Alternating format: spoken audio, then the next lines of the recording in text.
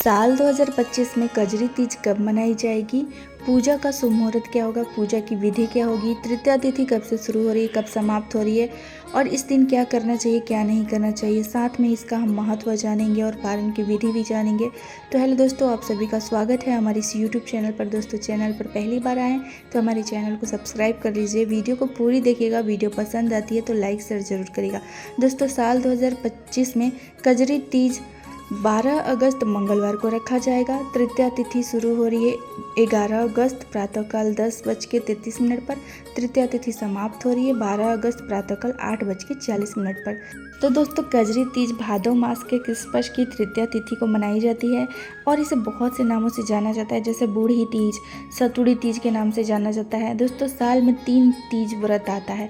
पहला है हरियाली तीज, दूसरा कजरी और तीसरा हरतालिका तीज।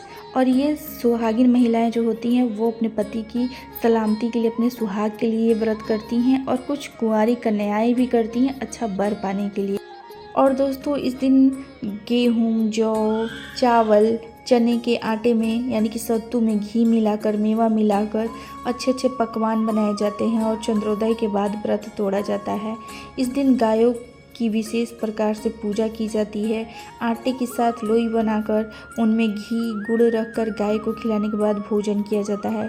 कजली तीज पर झूले डाले जाते हैं, महिलाएं एकत्रित होकर झूला झूलती हैं, नाचती हैं, गाती हैं। इस दिन कजरी गाने का भी परंपरा है, तो बहुत सी महिलाएं एकत्रित होकर कजरी गाती हैं, गाना बजाना करती हैं। चलिए दोस्तों, अब हम जान लेते हैं कि पूजा की विधि क्या है। कजरी तीज के अवसर पर निमड़ी माता की पूजा करने का विधान है।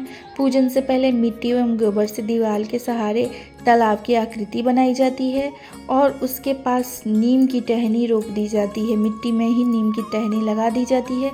उसके बाद तालाब में कच्चा दूध और जल डाला जाता है और उसके किनारे पर एक दिया जला के रख दिया जाता है। थाली में नींबू, ककड़ी, केला, सेब, सत्तू, रोली, मौली, अक्षत ये सब रखा जाता है। इसके अलावा देखिए, लोटे में कच्चा दूध और जल जरूर रखा जाता है। इसके बाद शाम के समय में श्रृंगार वगैरह करके निमड़ी माता की अच्छे से पूजा की जाती है।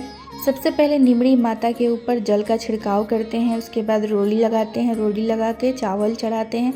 चावल चढ़ाने के बाद निमड़ी माता के पीछे जो दीवार है, दीवार पर मेहंदी, रोली और काजल की 13 बिंदियाँ उंगली से लगाएं। उसके बाद मेहंदी, रोली और बिंदी अनामिका उंगली से लगाएं और काजल की बिंदी तर्जनी उंगली से लगाएं। तो यहाँ पे आप एक बार फिर से सुन लीजिए, मेहंदी और रोली की बिंदी आप अनामिका उंगली से लगाइएगा, काजल की बिंदी आप तर्जनी उंगली से लगाइएगा।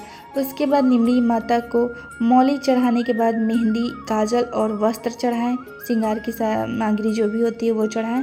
उसके बाद दीवार पर लगी बिंदी के सहारे लच्छा लगा दें।